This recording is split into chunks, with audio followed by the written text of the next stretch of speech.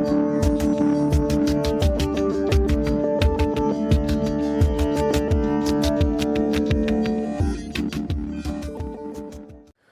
Morning. आज के इस वीडियो में आप सभी का स्वागत है।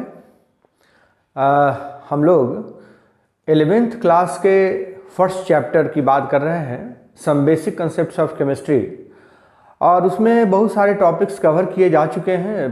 पिछले वीडियो अगर आप देखें तो आपको उन सारे वीडियोज में सारे के सारे टॉपिक्स सीरियली सिलसिलेवार ढंग से सारे टॉपिक्स डील किए जा चुके हैं और सारे टॉपिक्स के बारे में हम लोग पूरा चर्चा कर चुके हैं एग्जाम्पल के साथ, और बहुत सारे प्रॉब्लम्स भी, बहुत सारे ऐसे टॉपिक्स हैं जिस पर बेस्ड है न्यूमेरिकल क्वेश्चंस, और उन सबों को हम लोगों ने सॉल्व किया हुआ है और उस एग्जाम्पल के साथ वो सारे टॉपिक्स हम लोग कवर कर चुके हैं। इसी को आगे बढ़ाते हुए आज एक नया टॉपिक हम लोग शुरू कर रहे हैं और वो टॉपिक है फार्मूला। फार्मूला से सभी लोग पहले से ही परिचित है। Formula 6, 7, 8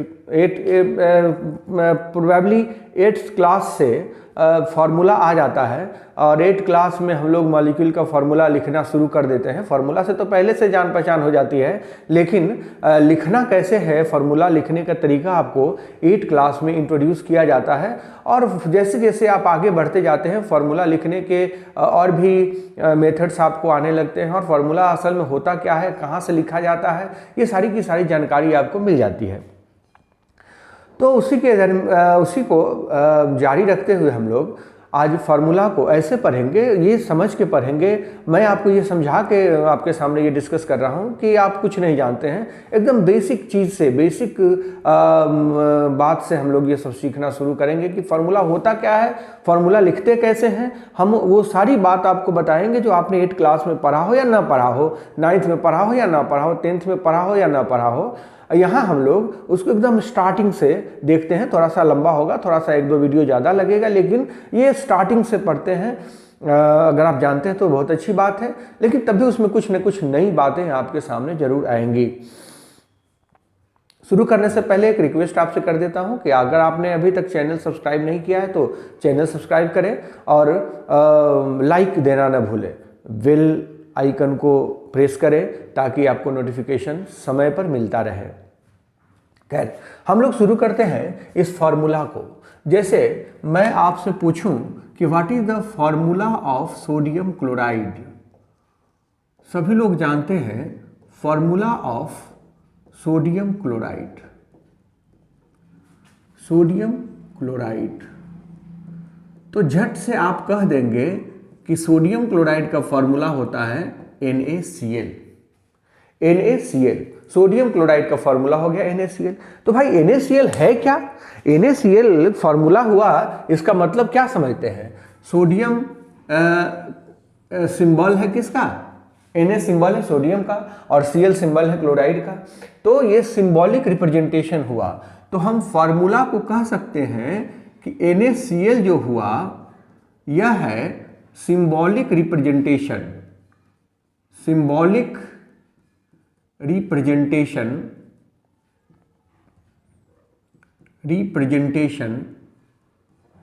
of A molecule.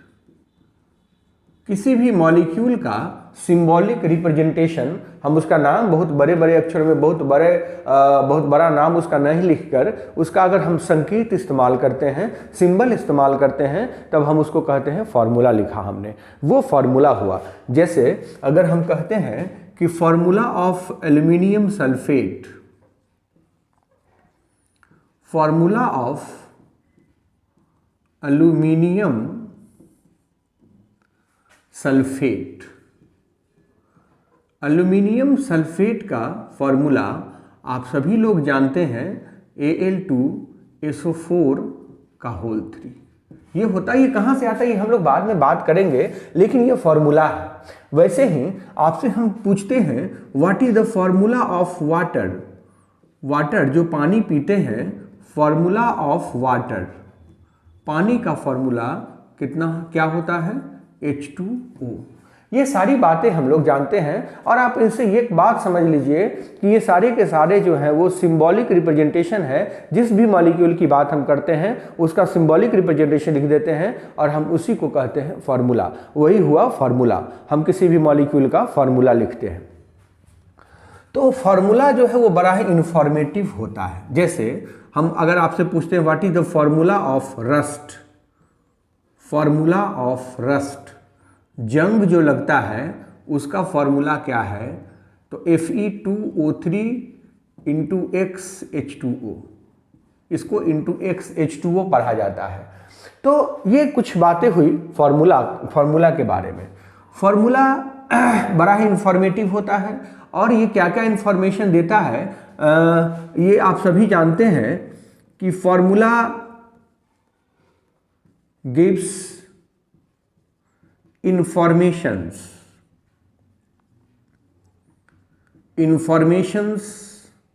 about, पहला कि जो भी कंपोनेंट्स हैं, कंस्टिट्यूएंट्स मतलब किसके किसके मिलने से बना है, ऑफ कंपाउंड। जो भी कंपाउंड या मॉलिक्यूल कहिए आप, वो किसके किसके मिलने से बना है ये पहले बताएगा। दूसरा बताएगा कि स्टोइचियोमेट्रिक रेशियो क्या है, स्टोइचियोमेट्रिक रेशियो ऑफ दीज कंस्टिट्यूएंट्स, जो भी कंस्टिट्यूएंट्स उसमें हैं उनका स्टोइचियोमेट्रिक रेशियो क्या है, ये बतलाएगा फार्मूला। तीसरी बात कि फार्मूला हमको यह बतलाता है कि वह कंपाउंड, उस कंपाउंड में जैसे उसका मॉलिक्यूलर मास या उसमें जो इंटरमॉलिक्यूलर फोर्स ऑफ अट्रैक्शन है, ये वगैरह वगैरह उसके बारे में बताएगा। Intermolecular force of attraction, intermolecular force of attraction. देखिए जैसे अगर हम ये जो फार्मूला है इसका बड़ा ही इंपॉर्टेंस है केमिस्ट्री में। जब हम बात करते हैं लैंग्वेज में कि पानी पी लिया तो पानी पी लिया, वाटर जो है वो उसका हमने यूज़ कर लिया। लेकिन हम बात करेंगे जब केमिस्ट्री में तो पानी वाटर WATER लिखने से काम नहीं चलेगा।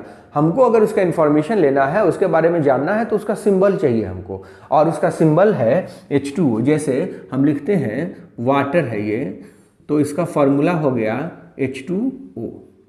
इससे क्या क्या इंफॉर्मेशन मिला कि it contains hydrogen and oxygen, ये हाइड्रोजन और ऑक्सीजन से बना है। पहली बात ये हमको पता चल गया। हम ये कहेंगे कि each molecule of water, each molecule has 2 atoms of hydrogen, 2 atoms of hydrogen and 1 atom of oxygen। Oxygen का एक एटम उसमें है। तीसरी बात, अब इसको देखकर कोई भी आदमी अगर थोड़ा सा इंटरमॉलिक्यूलर फोर्स ऑफ अट्रैक्शन की जानकारी रखता है तो इंटरमॉलिक्यूलर फोर्स ऑफ अट्रैक्शन कहता है इसमें कि वो डाइपोल डाइपोल इंटरैक्शन होगा, डाइपोल डाइपोल इंटरैक्शन। और वह dipole dipole interaction hydrogen bond के नाम से जाना जाएगा, इसका डाइपोल डाइपोल इंटरैक्शन। तो हाइड्रोजन बॉन्ड पता चलते ही हमको बहुत सारी जानकारी मिल जाएगी कि ये वाटर जो है वो रूम टेम्परेचर पे लिक्विड होगा, गैस होगा, सॉलिड होगा, क्या होगा ये हमको पता चल जाएगा, हम अंदाजा लगा सकेंगे। तो एक फार्मूला बहुत सारा इंफॉर्मेशन हमको देता है। अब बात रही कि ये जो फार्मूला है ये आता कहाँ से है, कैसे निकालते हैं, तो उसके लिए हम बाद में बात करेंगे। पहले हम आपको ये समझाना चाहते हैं कि ये जो फार्मूला है ये 2 तरह का होता है। ये फार्मूला 2 तरह का होता है। एक होता है मॉलिक्यूलर फार्मूला, मॉलिक्यूलर फार्मूला, और एक होता है empirical formula. Empirical formula, empirical formula, दो तरह का फार्मूलाई होते हैं। किसी भी मॉलिक्यूल के लिए दो तरह का फार्मूला लिखा जाता है, एम्पिरिकल फार्मूला और मॉलिक्यूलर फार्मूला। तो हम लोग इसी को बारी बारी से पढ़ लेते हैं। पहले एम्पिरिकल फार्मूला, एम्पिरिकल फार्मूला, इसको समझना है। जैसे यहां हम बात कर रहे थे कि हाइड्रोजन और ऑक्सीजन का जो रेशियो है इस एक वाटर मॉलिक्यूल में वो कितना है, 2:1 एटम के हिसाब से। तो ये रेशियो बता रहा है, ये रेशियो है इनके बीच में, हाइड्रोजन और ऑक्सीजन के बीच में। तो यहाँ कहता है कि एम्पिरिकल फार्मूला जो है वो एक सिंबॉलिक रिप्रेजेंटेशन है, symbolic representation of A molecule, symbolic representation of a molecule that indicates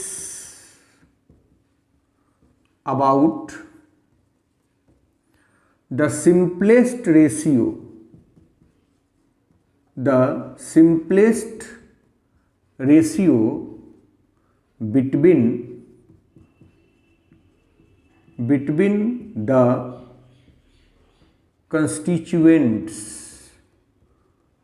constituents के सिंपलेस्ट रेशियो को बताएगा। वो सिंपलेस्ट रेशियो आप समझ रहे होंगे। जैसे कहता है कि हाइड्रोजन पेरोक्साइड में, in hydrogen peroxide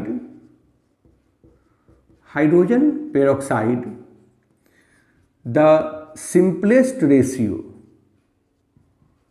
simplest ratio between hydrogen and oxygen, ये जो है 1:1 है। सिंपलेस्ट रेशियो 1:1 है। तो इसका एम्पिरिकल फार्मूला हो जाएगा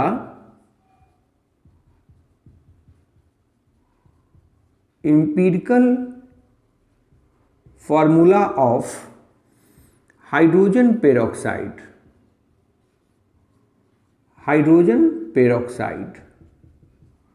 ये हो जाएगा HO। ये है एम्पिरिकल फार्मूला। तो एम्पिरिकल फार्मूला जो है वो बहुत ज़्यादा इंफॉर्मेटिव नहीं हुआ, ये केवल यह बतलाता है कि जो कंस्टिट्यूएंट्स उसमें हैं उनके बीच में जो सिंपलेस्ट रेशियो है वो क्या है, उनके बीच में सिंपलेस्ट रेशियो की जानकारी हमको देगा। तो ये बहुत ज़्यादा इंफॉर्मेटिव नहीं हुआ। तो हम ये कह सकते हैं कि empirical formula is not very informative,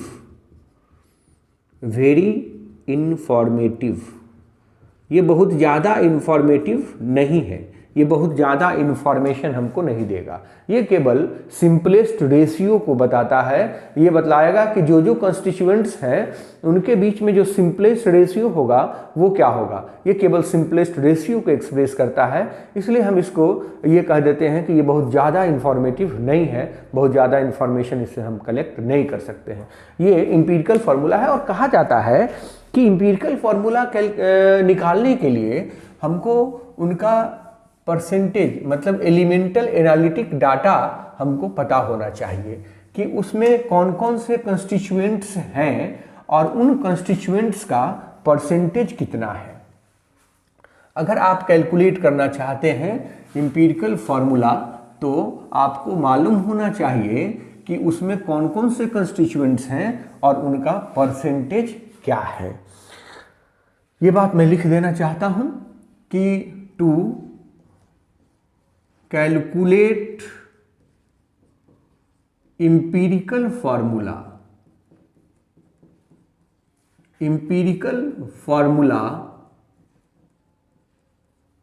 of a molecule, एक मॉलिक्यूल का एम्पिरिकल फार्मूला निकालने के लिए we must have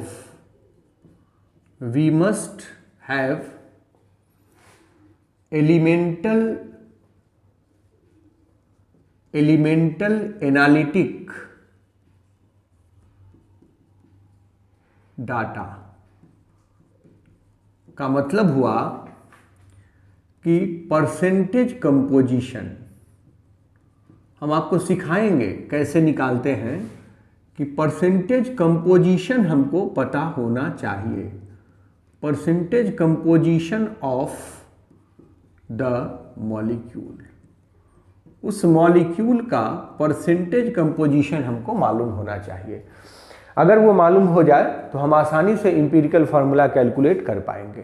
तो ये बात हुई एम्पिरिकल फार्मूला की। जैसे कहा जाता है कि बेंजीन में भी, इन बेंजीन, नाम सुना होगा आपने, बेंजीन एक ऑर्गेनिक एरोमेटिक कंपाउंड है। The simplest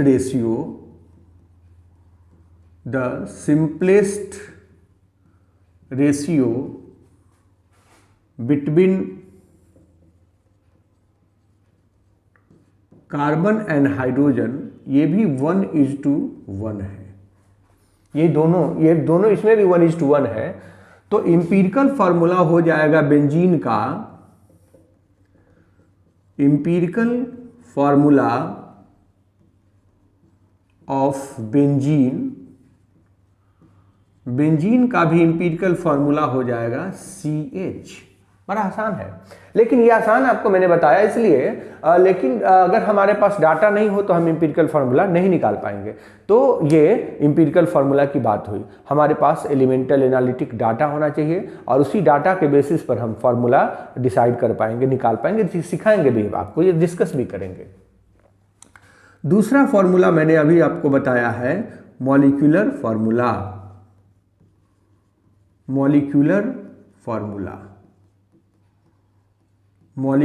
formula. तो जैसे एम्पिरिकल फार्मूला सिंबॉलिक रिप्रेजेंटेशन ये भी है। Symbolic representation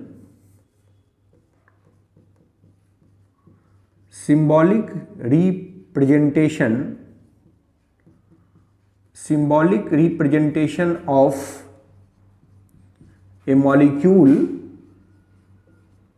molecule that indicates about the actual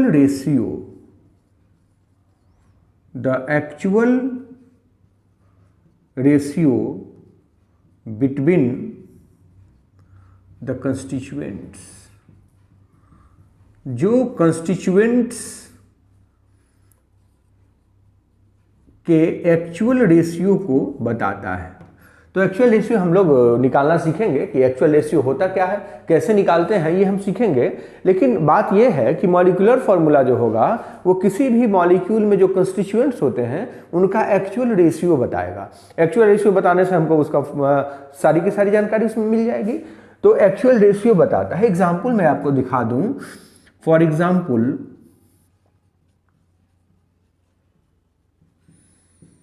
in hydrogen peroxide,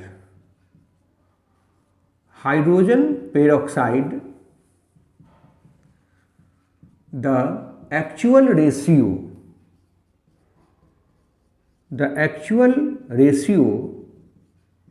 between hydrogen and oxygen is 2:2। आप समझ रहे हैं? इसको अगर सिंप्लीफाई करेंगे तो 1:1 आएगा, जो कि एम्पिरिकल फॉर्मूला में आया था। इसीलिए इसका मॉलिक्यूलर फार्मूला हो जाएगा, हेंस मॉलिक्यूलर फार्मूला इसका हो जाएगा H2O2। आप जानते भी हैं हाइड्रोजन पेरोक्साइड का फार्मूला H2O2 होता है। ठीक वैसे ही सिमिलरली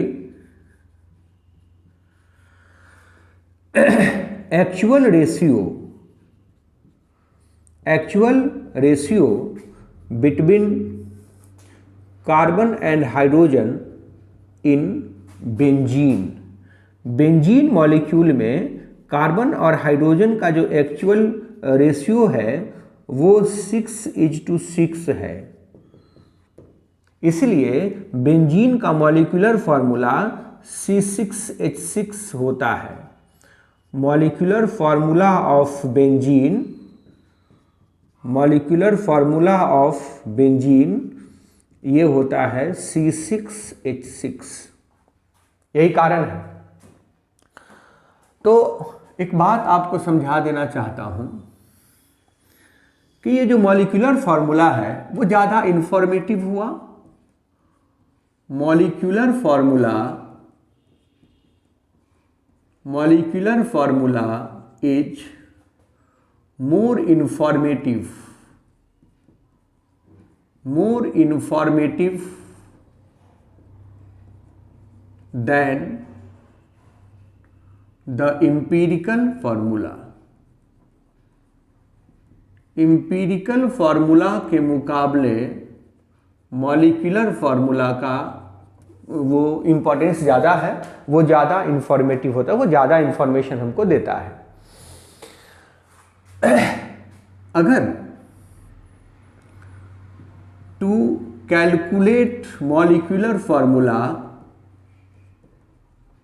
द मॉलिक्यूलर फॉर्मूला अगर हमको निकालना है, molecular formula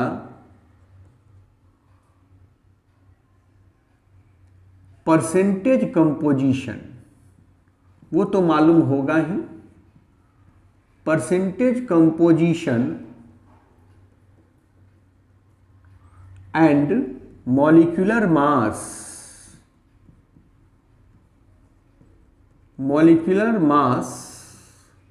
of the molecule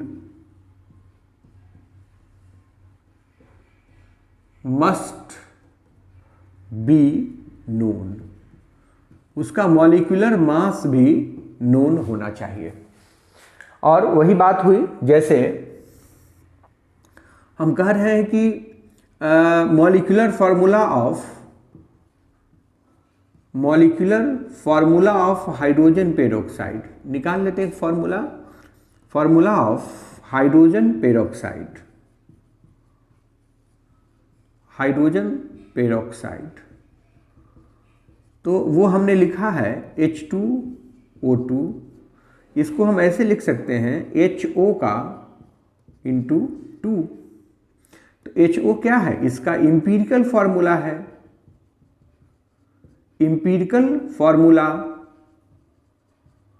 into 2। ठीक वैसे ही similarly molecular formula of benzene, अगर आप बेंजीन का मॉलिक्यूलर फार्मूला देखें तो वो है C6H6, जिसको लिख सकते हैं CH इंटू 6, जिसको लिख सकते हैं इंपीरिकल फार्मूला इंटू 6। यही तो लिख सकते हैं, इंपीरिकल फार्मूला इंटू 6, यही तो लिख सकते हैं। तो इन दोनों एग्जाम्पल्स को हम देख लें अगर गौर से, तो एक पैटर्न हमको समझ में आ जाएगा, और वो पैटर्न होगा कि molecular formula is equal to empirical formula into n। इस पैटर्न को देखकर हम एक कंक्लूजन ड्रॉ करना चाहते हैं कि इन जनरल, अगर हम एक जनरलाइजेशन बनाना चाहें तो ये कह सकते हैं कि मॉलिक्यूलर फार्मूला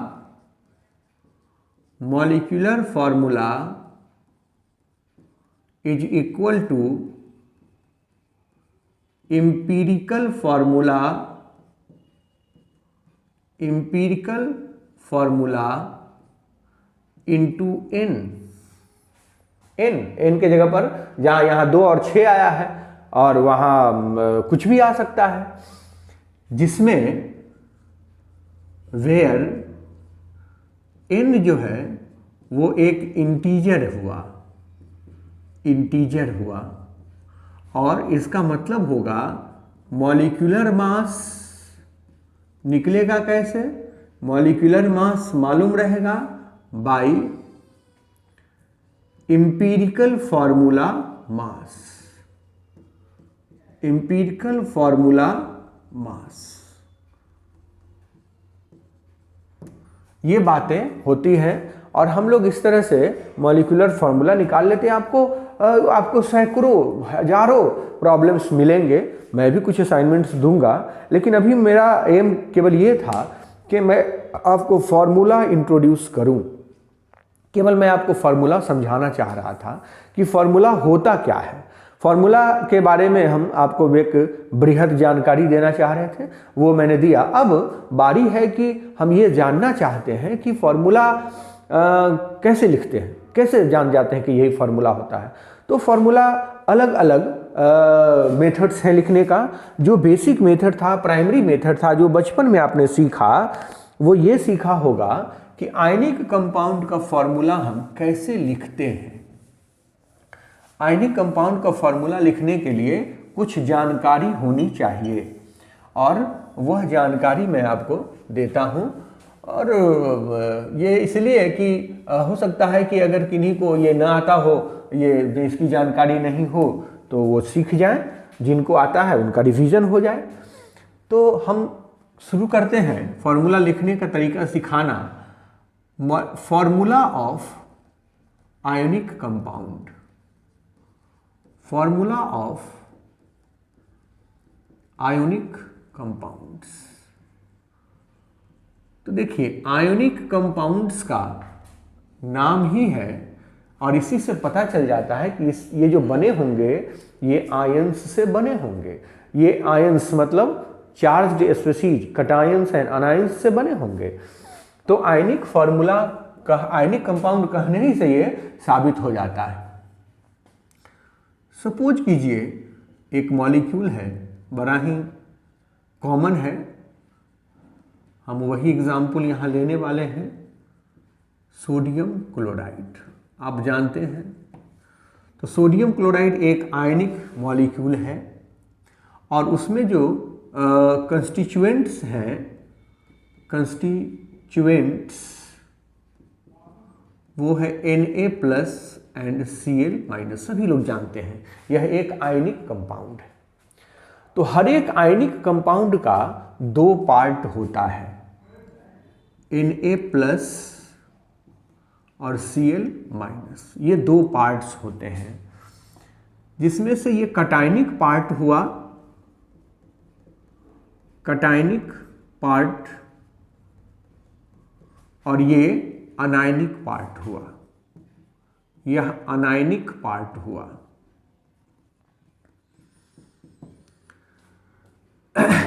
इनको कहा जाता है बेसिक रेडिकल, बेसिक रेडिकल, और इनको कहा जाता है एसिड रेडिकल या एसिडिक रेडिकल,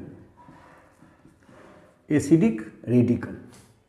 और ये दोनों को हम कह सकते हैं कि each part of an ionic compound, each part of an ionic compound, ionic compound,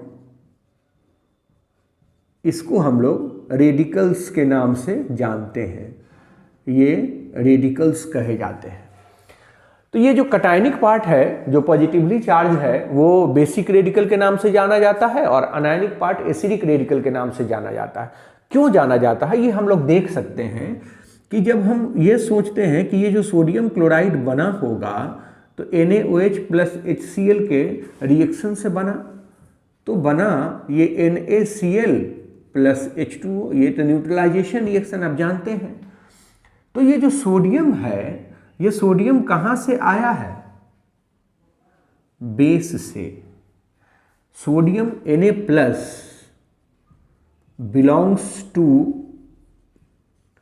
belongs to a base, इसीलिए इसको हम कहते हैं कि यह बेसिक रेडिकल हुआ।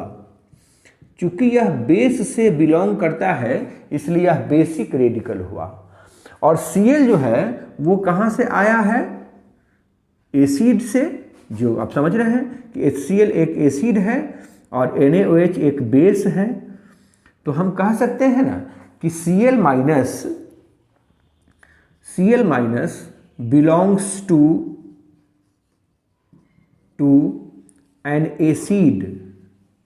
एसिड सो एसिडिक रेडिकल, उसको हम एसिडिक रेडिकल कहते हैं।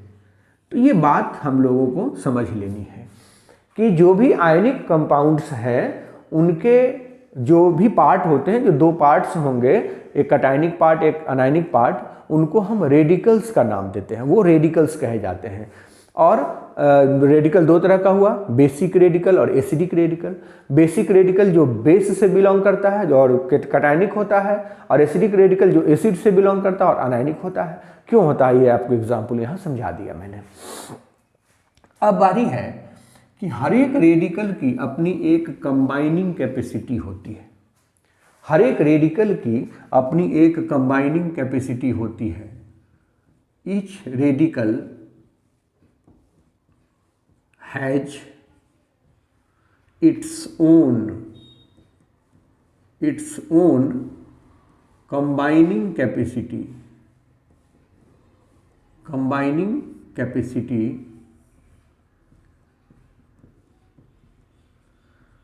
Known as valency. उस कंबाइनिंग कैपेसिटी को हम लोग वैलेंसी का नाम देते हैं। वैलेंसी पर आएंगे। वैलेंसी के बारे में बहुत सारी बातें होती है जो बच्चों के मन में डाउट होता है, वो हम क्लियर करेंगे अभी। वैलेंसी बहुत कंसेप्चुअल चीज़ है वैलेंसी। तो वैलेंसी जो हुआ, जैसे कि हम कहते हैं कि एल्युमिनियम 3+ की वैलेंसी जो है वो 3 होती है, और सल्फेट SO4 2- की वैलेंसी 2 होती है। तो अगर हम इसका फॉर्मूला लिखेंगे, फॉर्मूला अगर एल्युमिनियम सल्फेट का लिखना चाहें हम, तो देखिए फॉर्मूला ऑफ एल्युमिनियम सल्फेट, अगर हम एल्युमिनियम सल्फेट का फॉर्मूला लिखना चाहें तो यहाँ लिख देंगे Al और यहाँ लिख देंगे SO4। इसकी वैलेंसी इसके ऊपर लिखेंगे, इसकी वैलेंसी इसके ऊपर लिखेंगे और इसको क्रॉस कर देंगे। इसकी वैलेंसी यहाँ चली आती है, और यही तरीका आपने बचपन में सीखा होगा। SO4 चूँकि पॉली एटॉमिक है, इसे उसको ब्रैकेट में घेर के यहाँ 3 कर दिया, ये एल्युमिनियम सल्फेट हुआ। तो हम ये बात कर रहे हैं कि हमको अगर इसका फॉर्मूला लिखना है आयनिक कंपाउंड का, तो हमको रेडिकल्स का सिंबल और उसकी वैलेंसी पता होनी चाहिए। अगर हम वैलेंसी जानते हैं और सिंबल भी जानते हैं तो बड़े आसानी से हम लिख सकते हैं उसका फॉर्मूला। सवाल है, थोड़ी सी बात हम लोग वैलेंसी पर कर लेना चाहते हैं। वैलेंसी जो है कहता है कि वैलेंसी कंबाइनिंग, थोड़ा सा बात इस पर कर लेते हैं, फिर फॉर्मूला पे वापस आएंगे। और ये वैलेंसी इसी का पार्ट है, ऐसा नहीं कि बाहर से पढ़ाया जा रहा है, ये उसी का पार्ट है। वैलेंसी समझना जरूरी है, वैलेंसी को समझ लेते हैं हम लोग।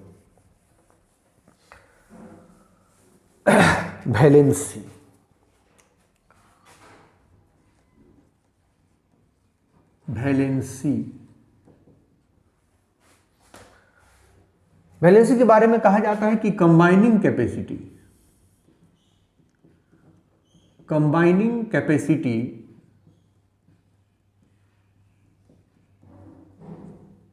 Is known as valency. Combining capacity को हम लोग वैलेंसी का नाम देते हैं। जैसे अगर आपसे पूछा जाता है कि वैलेंसी ऑफ Na+, तो ये वैलेंसी 1 हुई। लेकिन अगर आपसे पूछा जाता है कि what is the valency of sodium, अगर सीधा ये सवाल हुआ तो कैन नॉट बी सेड, नहीं कहा जा सकता है।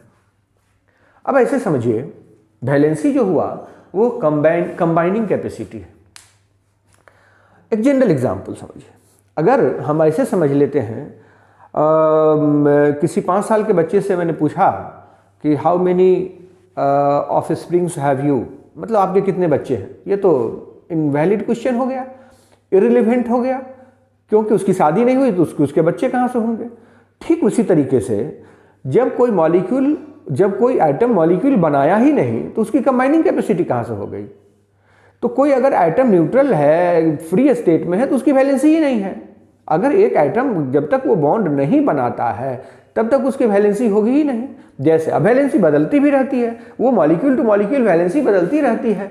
जैसे हम अगर कहते हैं वैलेंसी ऑफ फॉस्फोरस, हम आपसे पूछें what is the valency of phosphorus, आप क्या जवाब दोगे? इसकी वैलेंसी कितनी होती है हम जानते ही नहीं। लेकिन अगर हम आपसे ये पूछें कि what is the valency of phosphorus, valency of phosphorus in PCl3, तो पता चलेगा कि 3 है। वैसे ही valency of phosphorus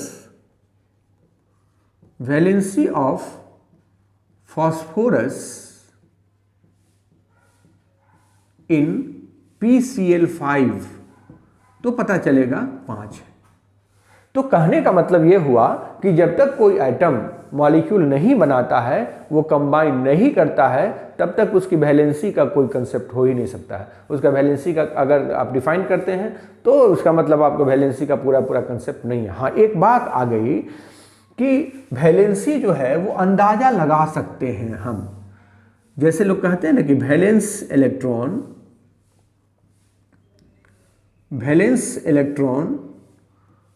and valency are not the same. वो दोनों सेम एक ही चीज नहीं है, but in most of the cases they may be equal। वो बराबर हो सकते हैं, लेकिन वह रूल नहीं हुआ। वैलेंस इलेक्ट्रॉन जो है वो वैलेंसी नहीं होती है। वैलेंस इलेक्ट्रॉन सोडियम का होगा और वैलेंसी सोडियम प्लस का होगा। ये आप हमेशा याद रखिए, वैलेंस इलेक्ट्रॉन सोडियम एटम का है और उसकी वैलेंसी है ही नहीं, और वैलेंसी सोडियम प्लस की है, उसकी वैलेंसी सोडियम प्लस की है। तो कहना ये चाहते हैं कि वैलेंसी को जरा ठीक से समझना होगा। वैसे ही हम अगर बात करते हैं कि वैलेंसी ऑफ सल्फर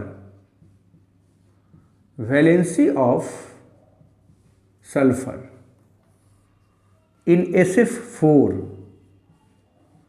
SF4 में 4 है, SF6 में 6 है वैलेंसी।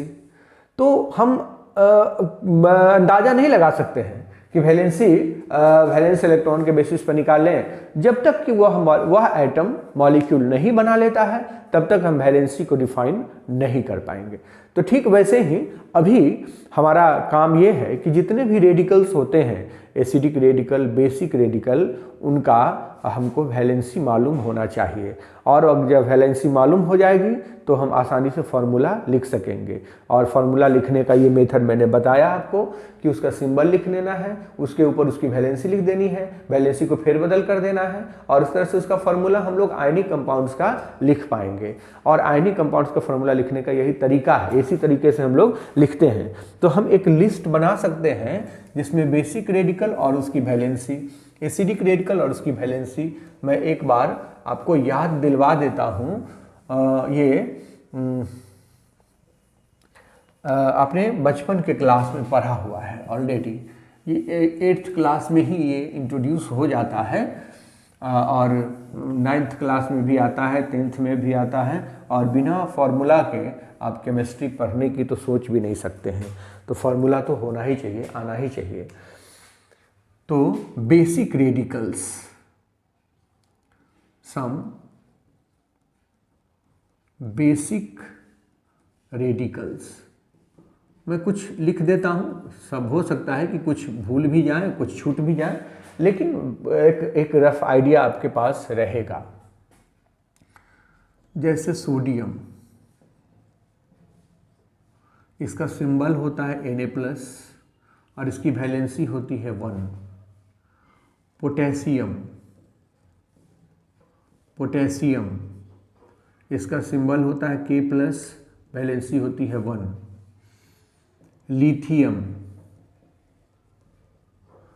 इसका सिंबल होता है Li+, वैलेंसी होती है 1। Caesium, caesium Cs+, valency 1। Magnesium, magnesium इसका symbol Mg+, valency 2। Calcium Ca+, valency 2। Strontium, strontium Sr+, valency 2। Barium, barium Ba+, valency 2। Aluminium, aluminium Al3+, valency 3। Indium, thallium, thallium Tl, valency 1, Tl+1, valency 1।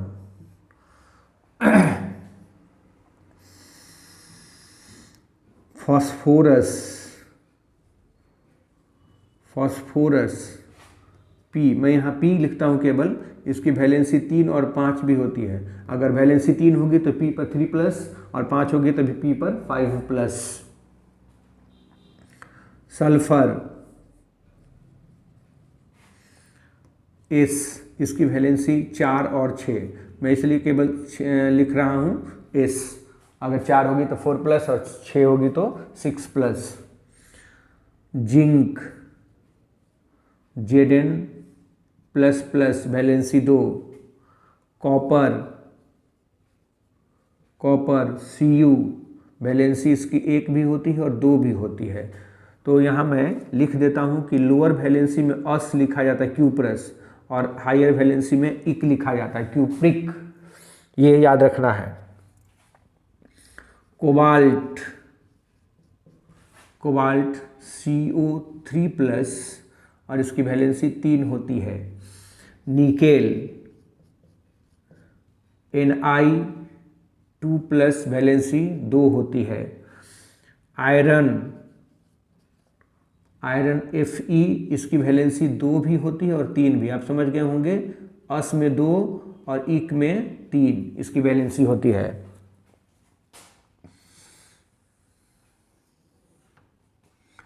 Manganese, manganese Mn, इसकी भी valency 2 होती है और भी valency हो सकती है, लेकिन सबसे कॉमन वैलेंसी यही है। स्कैंडियम, स्कैंडियम Sc3+, इसकी वैलेंसी 3 होती है। टिटेनियम, टिटेनियम Ti4, इसकी वैलेंसी 4 होती है। वेनेडियम, वेनेडियम भी, इसकी वैलेंसी 5 होती है। क्रोमियम, क्रोमियम इसकी वैलेंसी 3 और 6 होती है, ये सब याद रखना है। सिल्वर Ag+, वैलेंसी 1 होती है। गोल्ड Au4+, वैलेंसी 4 होती है। मरकरी, मरकरी Hg+, वैलेंसी 1 होगी। बेरियम तो मैंने लिख दिया था। मरकरी के बाद लीड, लीड Pb, इसकी वैलेंसी Pb 2 और 4। 3 Sn, इसके वैलेंसी भी 2 और 4।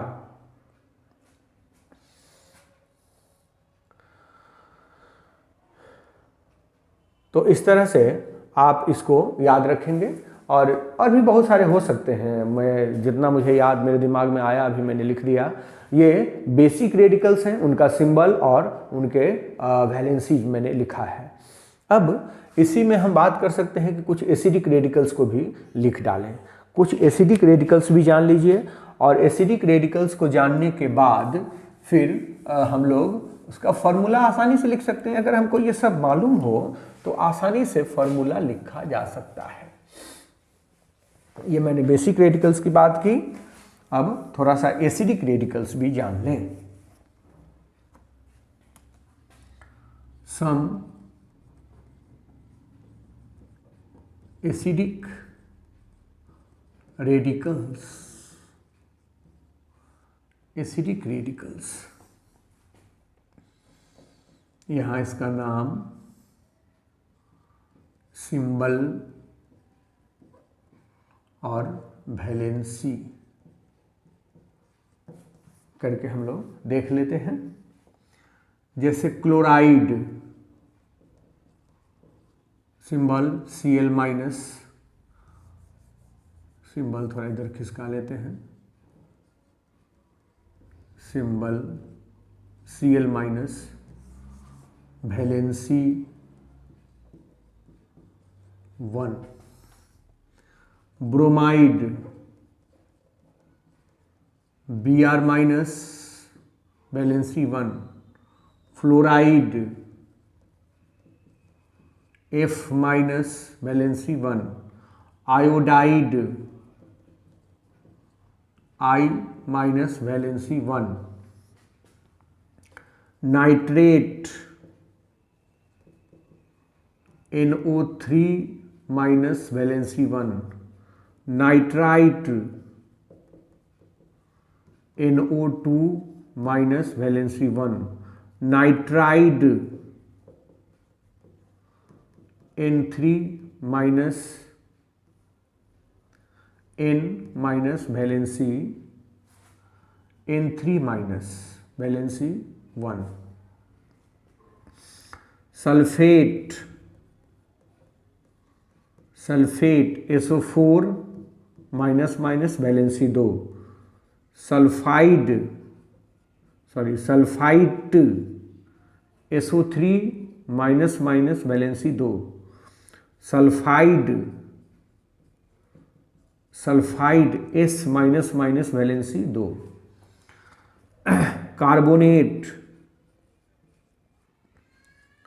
Carbonate CO3- valency 2। Bicarbonate HCO3- valency 1।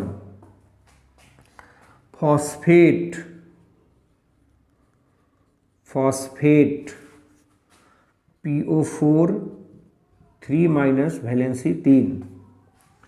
Iodate IO3- valency 1। Chlorate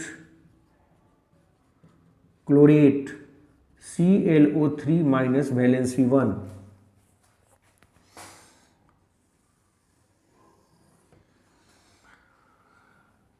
manganate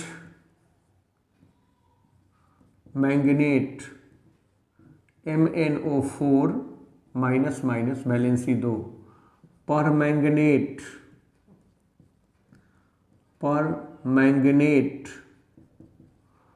MnO4- valency 1। Chromate CrO4- 2। Dichromate Cr2O7- valency 2।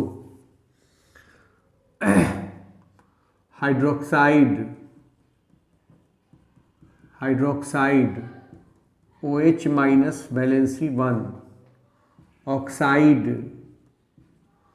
O minus minus valency 2, peroxide O2 minus minus valency 2, superoxide O2 minus valency 1, cyanide Cn minus valency 1, cyanate CnO minus valency 1, thiocyanate SCN minus valency 1, isothiocyanate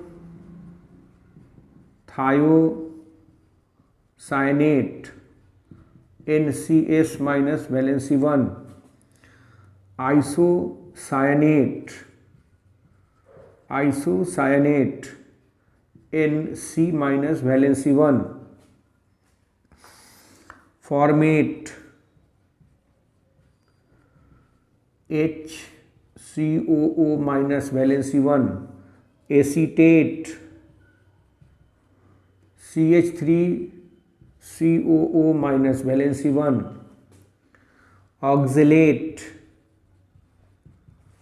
C2O4 minus minus valency 2।